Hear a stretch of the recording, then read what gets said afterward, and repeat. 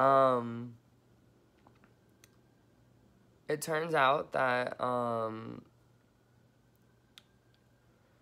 Ethan and Anna have a good relationship together.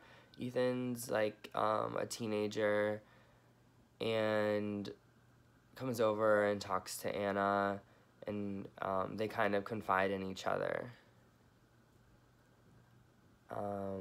The person who killed Jane was Alistair. I'm sorry, was Ethan. He killed his real mom because he was annoyed with her, and she wouldn't tell him about his father, his real dad, because she didn't know, because she's like on drugs, like she was on drugs and like didn't know who the father was or how to contact him or whatever. And Ethan is really just a crazy kid who I guess never like got attention and whatever, and turned to killing as like a hobby. I don't know. But Alistair covers up for his son's murder of Ethan's real mom, and ends up getting in trouble for like covering that up by the end of the book. But it's really trippy. Like the last third of the book, I really had chills like all over my body, because it's like so thrilling and suspenseful. Like I don't know how to explain it, but you just never know like what's gonna happen next. You think you have it figured out, but then you realize that you don't, and there's like another twist.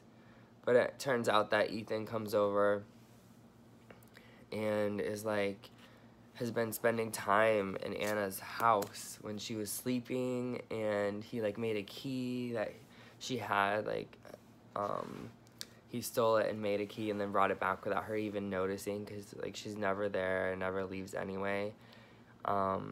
He comes over during the day and like hangs out with her and like befriends her, but during the night he comes over when she's sleeping and like knocked out from all the alcohol and pain prescription medications.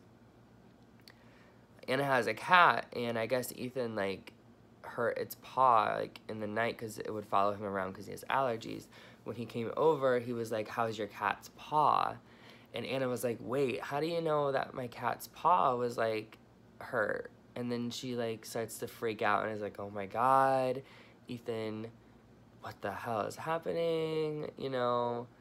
And the next thing you know, Ethan's at her house and they're talking, and it comes out that Ethan was spending time there, and he starts to unveil all of the truths about his story and him killing his actual mom. And then they get into like a cat and mouse chase throughout the house, and Anna ends up sending Ethan through the floor of their garden like sky roof, and Ethan ends up dead on the ground. At the end of the book, Anna kind of like comes out of, it says like 6 weeks later, and she kind of comes out of her spell. I mean, it's been almost like, I guess, a year since she's left her house, or a year since her family had passed away. And at that time, she kind of realizes that she was fighting for her life, and she was fighting with Ethan, and that proved to herself that she doesn't want to die. She wants to keep fighting, and she wants to continue to promote healing and well-being through to everyone that she knows, as she was a child psychologist. Like, that's her career. And at the end, I was a little bit confused, but the author explains that Anna's friend Bina and her are, like, on the rooftop with snow boots because it's still, like, winter, I guess. But she says, I've waited to rejoin the world. Now it's time.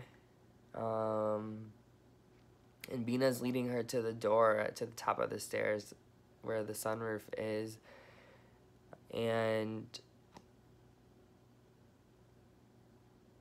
Anna decides she's got to start living and starts walking on the garden.